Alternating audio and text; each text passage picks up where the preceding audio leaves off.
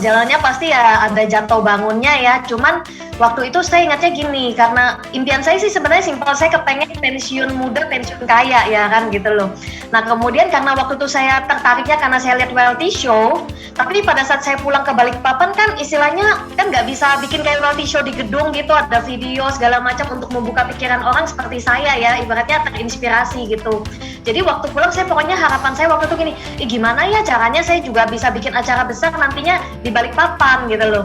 Nah cuman ya memang banyak jatuh bangunnya ya gitu loh istilahnya dari, dan itu pun kalaupun kita memutuskan untuk mau bikin reality show tuh nggak langsung diokekan sama upline juga enggak gitu loh, harus bikin PDM dulu ya kan, meeting tiap minggu itu harus rutin selama berapa tahun gitu loh. Nah itu yang perjalanan awal sih, dan kebetulan ya saya orangnya sebenarnya anti sosial banget dulunya, nggak pede ya kan, pemalu juga, nggak banyak teman ya kan. Sebenarnya Hardy juga sama ya kan. Nah tapi ya luar biasa ya, karena kita di sini nggak sendirian tapi dibarengin sama upline yang luar biasa ya kan. Kemudian juga akhirnya mulai ketemu tim-tim yang di awal itu ikut komitmen tapi nggak banyak ya, masih awalnya cuma 1, 3 orang, 5 orang, awalnya itu terus gitu loh. Sampai mulai akhirnya ya perjalanannya arah ke reality show seperti itu gitu. After that part, and how is it that you come about to know this fantastic industry? Okay, thank you very much. Before I made FFG, I just joined 2 company of MLM, and I thank God today for have done this. Why? Because I learned a bit what I cannot do, and when I lost, when company go bankrupt, I traveled to USA to go and stay there with my children because I have 2 children there. But it's there that I watching porn there. As I understand that network marketing, it can be my life. Network marketing can make me become rich. But I didn't have the right place because reading book for Robert Kiyosaki, because when I watch Robert Kiyosaki to the TV, he were presenting his books. Business of the 21st century, yeah? Yeah, business of the 21st century. And immediately I understand that I can succeed in it.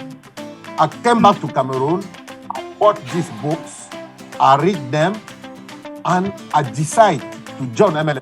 God is grace, God is grace, God is great. They introduced me, FFG.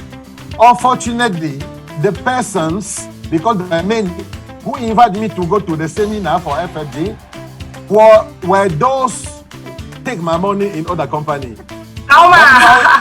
Yeah. They take me too much money in other company, and the same person invite me in FFG seminar. So I decided that I will not go with them as upline. I will post myself. I didn't know nothing about the system. I meet FFG. Of course, I choose my upline, but immediately FFG cancel it and make me who I am today with Mama Fotso. This is how I met FFG system. Kalau ditanya apakah saya motivasinya apa, sebenarnya saya simpel motivasinya, Fit. Motivasi saya sebenarnya adalah pengen merubah hidup aja, ya. Nah, percaya nggak, Fit? Waktu pertama kali saya jalanin jaringan itu ya, saya tuh 8 bulan gak dapet income. Gila nggak? 8 bulan gak dapet income, tapi tiap minggu bikin home meeting, tiap minggu datang ke pertemuan. Kalau ditanya ya, kenapa sih kok mau ya sampai sekarang gitu ya? Saya juga bingung tuh, tapi yang saya tahu adalah ya itu, saya terinspirasi dengan cerita suksesnya orang.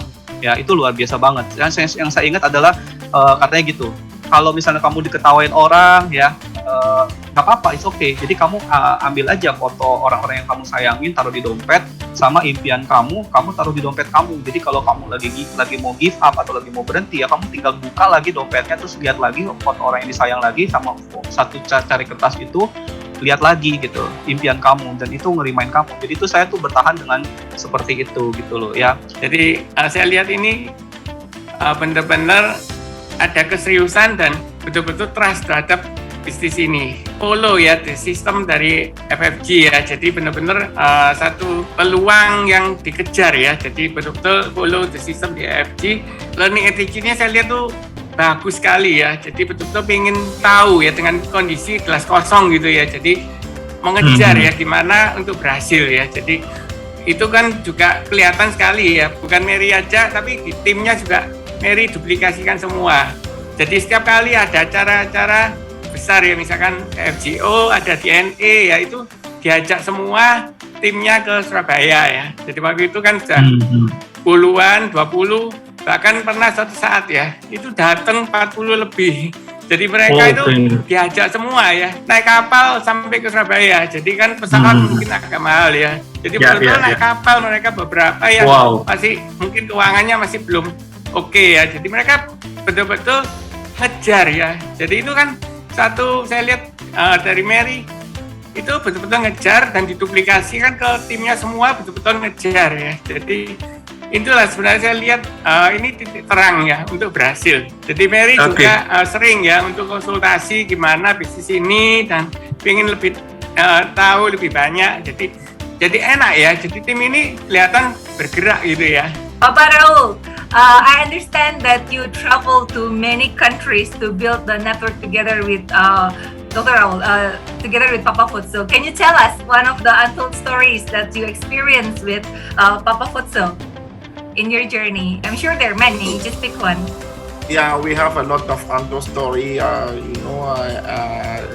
One of the greatest thing I know from Papa Futso, he is somebody who, if he wants something, he will go there. And believe in me, 2012 until today, we run a lot in many country to country, city to city, and we have really a lot of untold story. According to me, I don't really know what is one, but I will share some because I don't know how to choose. Okay. I just remember that the one day we decided to go in Burkina Faso. I know in Burkina Faso, actually it's not a really big country. It's a really it's not developed country. Has some country in Africa. Africa, they are not developed country, but at least we have some road and so on. And then we decide to go in Ouagadougou. And from Ouagadougou, we must travel to Bobo Dioulasso. It's 400 kilometers. We must go there to attend some meeting. We finished the meeting at midnight, and our flight was in the morning at 7. We don't know how to go back in Ouagadougou to take our flight at 7. We don't know how to do. Believe in me, there was some lady.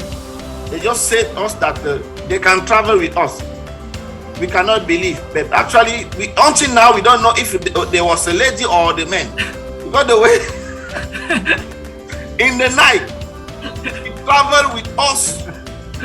Even sometimes I was sleeping, but she was very, oh my God. And you know, there are also dangerous bandits, some time in the road, then we travel and God bring us until we arrive in minus 30 minutes before take flight.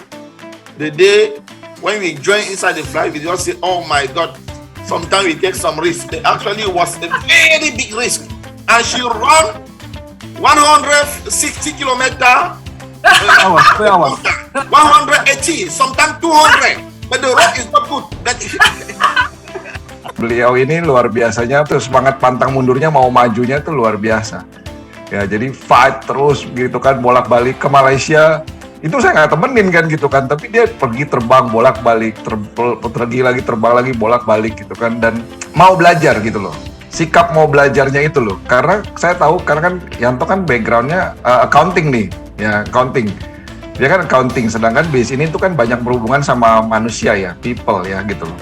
Dan yang terjadi adalah pasti banyak melakukan kesalahan kan gitu loh. Nah saya juga kan sebenarnya banyak melakukan kesalahan. Nah Yanto ini banyak melakukan kesalahan, dan kita sebagai leader-leadernya gitu kan banyak kasih input ya gitu loh. Kadang yang soft gitu kan, kadang yang keras gitu. Nah tapi Yanto ini selalu kalau dikasih input langsung, maksudnya gini, bisa accept gitu ya, bisa terima gitu kan, dan perbaiki, improve gitu. Ada orang-orang kan yang dikasih input keras sedikit aja udah kabur, udah siapa gini segala macam gitu. Nah, tapi memang selalu mau belajar gitu loh, mau belajar, rendahkan hati, rendahkan egonya, dan terus improve gitu. Banyak yang kita bilang kalau waktu bangun Malaysia kan, karena saya tahu juga prosesnya seperti itu gitu. Namanya bisnis kan awalnya itu tantangan terbesar tuh kebanyakan juga di awal ya, buat orang baru ya, mentalnya kan belum siap ya. Ada penolakan, orang terdekat kadang salah paham ya, kadang dijauhi dan sebagainya. Nah itu terutama saya pribadi ya, waktu saya ngejar mentor program saya sudah mau menyerah, waktu titik itu mau menyerah. Terus nggak tahu entah kenapa saya ambil keputusan dalam sekali hidup, pokoknya saya harus financial freedom, time freedom. Saya nggak mau jaga toko sampai tua seperti orang tua saya nggak mau.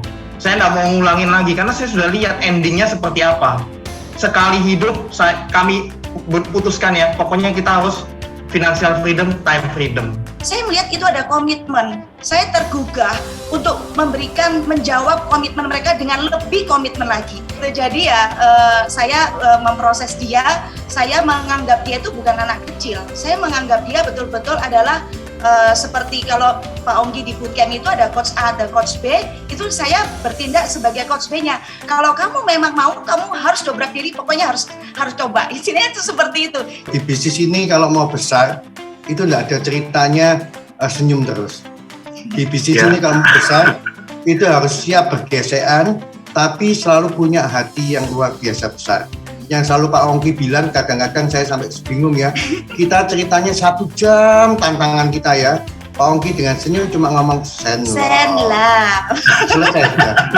Jadi itu dulu waktu awal kita mikir kok cuma gini ya konsultasi, tapi dengan berjalannya waktu itu luar biasanya FFG ya, mental, mindset, hati bertumbuh, kita semakin paham. Saya pribadi semakin paham. Maksud Zen Love itu bukan cuma sekedar dua huruf kata yang pendek, tapi maknanya besar sekali kalau kita mau berhasil di bisnis FFG ini. Itu sih yang saya rasakan, satu-satunya di dunia yang saya bilang mengajarkan bahwa hidup mau berbisnis kayak apapun cuma satu kuncinya, bukan kepandaian, bukan kepintaran ngomong, tapi punya hati yang besar. Actually, when Papa Foto came back and through his process in FFG, he changed a lot. And he helped me because I began relating to him as a father. Because before I was relating to him from a place of fear. I was afraid if I don't do this, he'll do that, if I don't do. But after the bootcamp, things changed a lot. Things became better.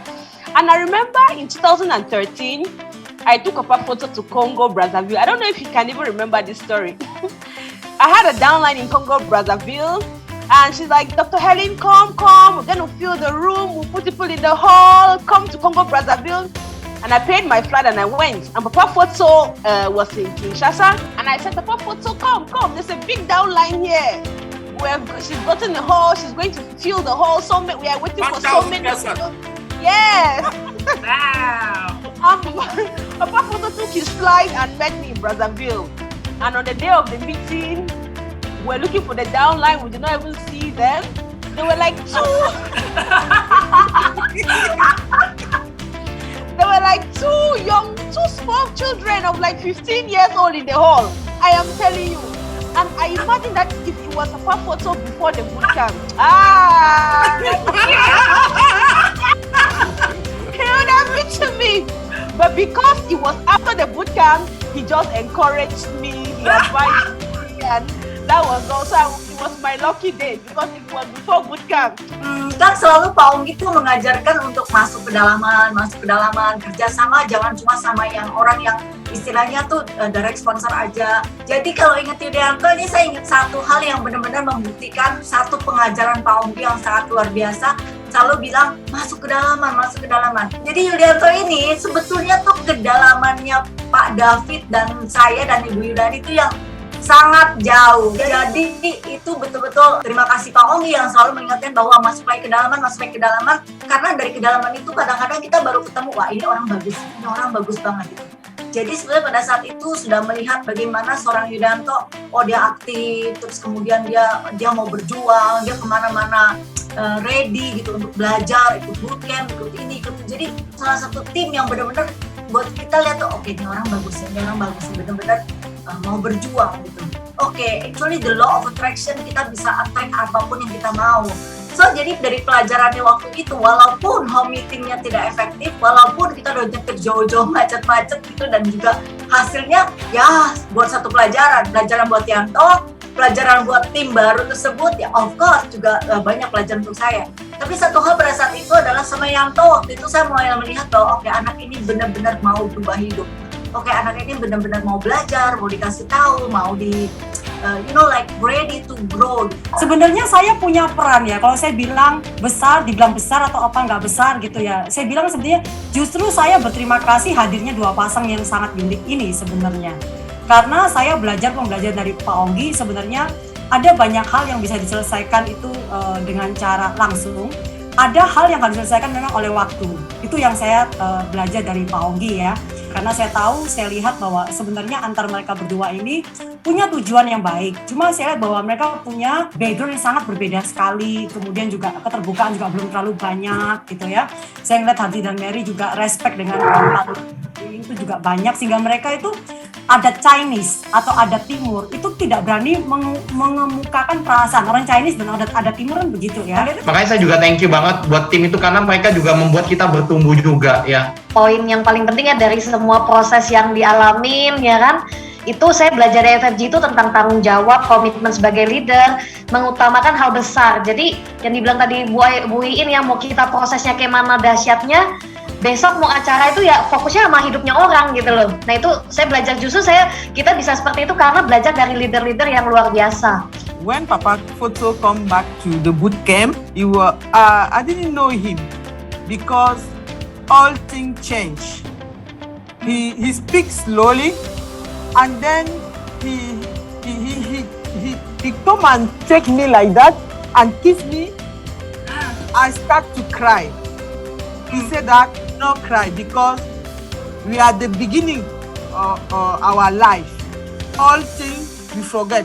We forgot the bad thing and now we start to do. But the character is changed totally. The speaking slow and he share with me. Before, not share. And now he start to share, building our family.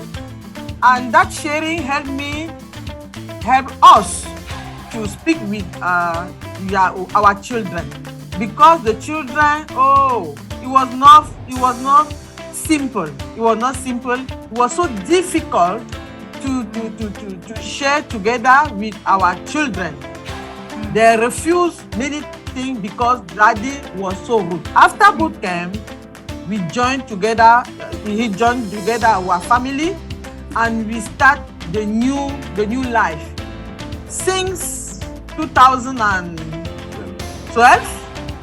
the end of 2012, now we are going through the one way. We share together, and the family, according to my family, the thing is better now. It's better than before.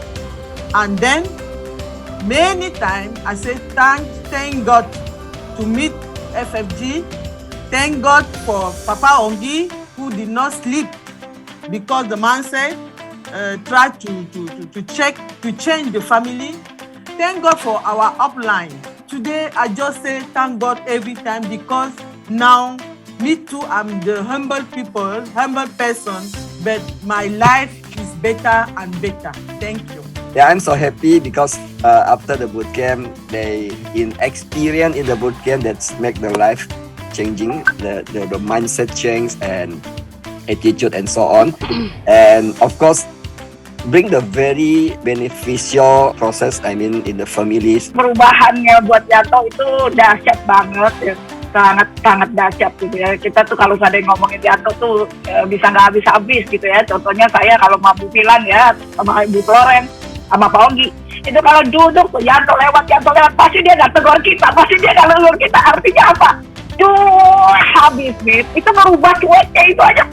Kita mesti sampai gitu. Itu kayaknya pikiran. Karena nggak ada background itu di keluarga, Ci. Nah, sementara dia harus bertumbuh untuk jadi seorang leader, dan leader itu attitude dan segala macam karakternya itu kan adalah harus bertumbuh di situ gitu. Itu salah satu Yanto. Yanto bertumbuh banget ya, khususnya di dalam faith gitu ya. Itu mungkin saya bisa cerita ini.